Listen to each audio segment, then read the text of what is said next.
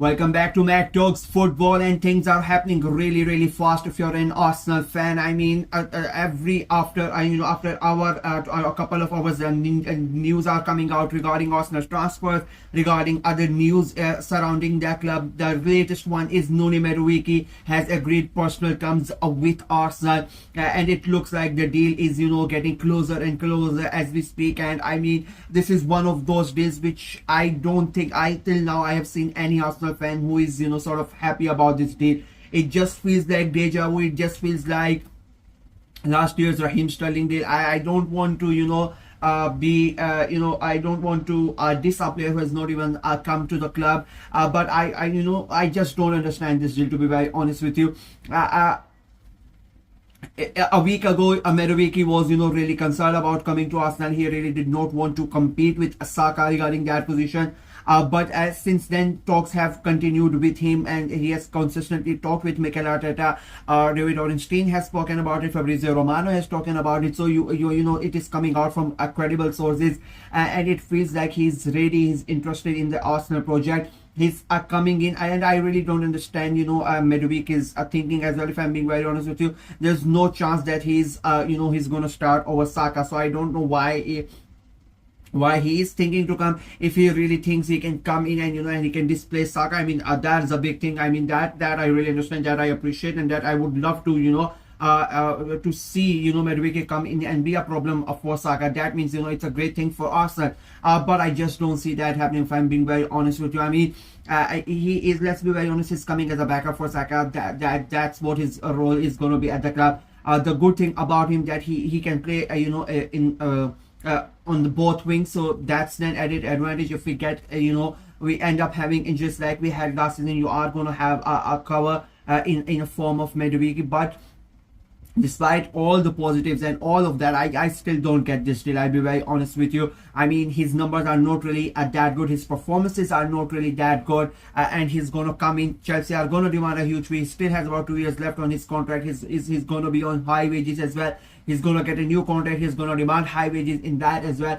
So, financially, I don't understand this concept. If I'm being very honest with you, I don't really get why you are bringing in, he's not going to come for less than 50 million pounds. Let's be very honest. I think that is going to be the base price. It could end up being higher than that. I mean, but he's not going to come less than that. So, that's the one thing. Then he's going to demand more wages. So you are going to bring in a 50-60 million pound player. He's going to demand wages around 100 around 150k, and he's going to be supposedly the backup. So I mean, financially, I don't get that deal.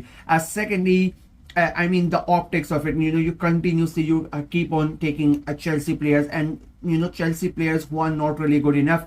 I mean, the only Chelsea player that did really something good, and again, there are a lot of Arsenal fans who don't really think that he excelled, but I personally think he that's the only signing apart from Petr Cech. Let's be honest, I think he had a couple of good seasons, but apart from him, all the Chelsea players that have come to Arsenal have not really been that good, apart from Kai Havertz. I think Kai Havertz, in my opinion, he has been amazing at Arsenal. I know there are people who don't like Kai Havertz and who think it was a really bad signing. I don't agree with that. I think he's a very influential player at Arsenal. We suffered so much when he got injured last season, and I think apart from that, but then you look, we have had Willian, we have had David Luiz, we had Raheem Sterling, and I'm missing so many players at the moment, and all of them, it ended up being so bad. I mean, Raheem Sterling's deal last year, I mean, I think he played 5 or 6 games for Arsenal. That's how bad that deal was, and I still don't know why we ended up signing him. So I don't really get it. We have bought another player in Kappa. I don't think that really matters. You are just going to have a backup. He's going to be a backup keeper, so it is not of really that much importance. But you are bringing in Madueke. At the same time, there are rumors of Ethan Vandieri. He wants to leave the club. He's not really happy with the game time he's getting.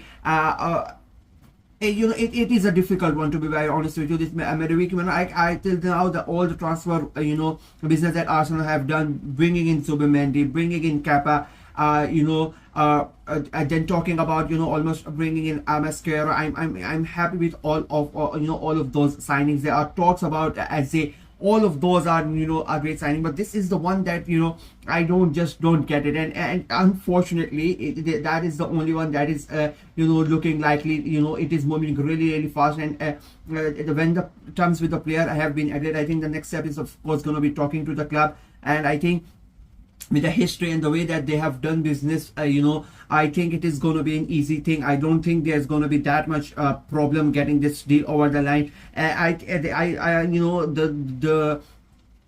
the thing is, you know, the situation around the club is not really good at the moment. The fans are already pissed off about Thomas Partey and how it was played with, and then you are gonna bring in a player who the fans are not gonna be excited about it. And not only that, I mean, you are gonna bring him in for about 50 to 60 million. I mean, that just doesn't make sense to me. I'll be very honest, I just don't get this deal. He can come in and he can prove me wrong, and I'll be very happy about it if he ends up doing it. But you know, I just don't get it. I'm just, you know, not one bit excited about this deal. I mean, again, you know, he could turn out to be a really good signing, but as I said, you know, it just feels weird to me. I mean, if you really wanted a backup for Saka, I mean, there are so many good wingers in the Premier League who you can get for less money, who are not going to demand high wages, and who are going to be you know, happy sitting on the bench for most part of the season, which is unfortunately for Madueke. That's what you are going to do. I mean, let's be very honest, he's not going to come in and he's not going to start most of the games. That we all know. So I the only, you know, if this deal goes through, I think out of the three parties, the only party that is going to be happy is going to be Chelsea. I mean, they are going to get a huge amount of money from a player that I don't think they are going to start as well. And I think Madueke knows that, and that is why he has chosen Arsenal. I think the only thing that Madueke is going to look is, for example, the wages that he has at Chelsea. I think he's going to demand more wages at Arsenal, and he's going to come in and he's going to be happy to sit on the bench, because he knows he's going to sit on the bench at Chelsea. I think they are a much more improved players at Chelsea that are going to start ahead of him, and he knows that that's what's going to happen at Arsenal as well. And he's just coming to Arsenal for high wages. That's my opinion. I'll be very honest, I just don't see any other option why Madueke would want to leave Chelsea and to come to Arsenal. I just don't see it. And I as I said, I just don't understand this deal. I just don't know why Arsenal are going after him. I don't know, you know, why they are doing it and how they are gonna, you know, approach it. It's just a weird one to me. I of course, if he comes, he wears that shirt, of course we are going to support him and whatnot, but you know, it just doesn't make sense to me. And I'm not really happy about it, if I'm being very honest with you. Probably this is like the first signing of the summer where I'm not really excited. In a way, I'm pissed off about it, because it doesn't really make sense to spend 60 million on a player who is a pretty average, and is not, you know, you are if you spend 60 million on a player, you know, you expect him to come in and, you know, improve your team. I don't see Madueke improving Arsenal. I mean, even if he's gonna be the backup, I just don't see. So the only positive is like you are gonna have a better backup to Saka than Wirh, because Wirh is just an 18-year-old kid. So you are gonna have an experienced player who, you know, who has played at the highest level, who has played at a big club like Chelsea. But again, he's not that good. So it just doesn't feel right to me. So yeah, that's it for me in this video. Let me know what you guys think of this entire situation. Arsenal fans, what are you making of this news? Do you want Madueke at Arsenal? And if he comes, what are your views about it? Let me know in the comment section below. Like the video, share it as well. Click on the notification bell, and of course subscribe to the channel. I'm trying to get to 600 subscribers before the end of July. So please go ahead and subscribe and help the channel out. Until next time, bye bye.